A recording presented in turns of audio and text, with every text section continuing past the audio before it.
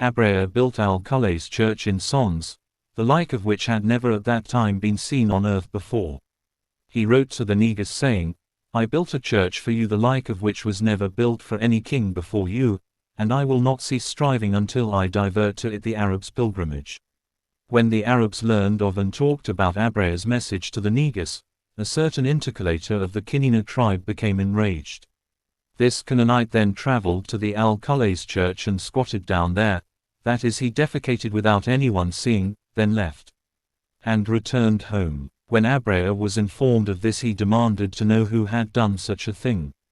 He was told, it was one of the people of that building in Mecca to which the Arabs made pilgrimage.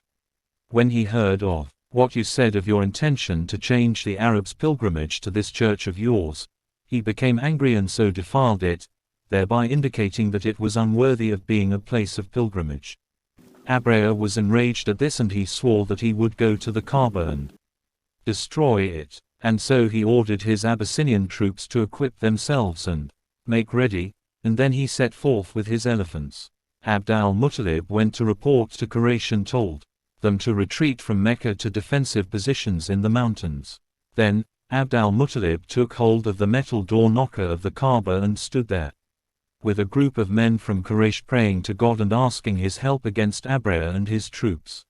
Abrahah's troops beat the elephants to make it stand up, struck its head with axes, then God sent against them birds from the sea like swifts and crows, each one of which carried 3 stones, one in its beak and one in each claw.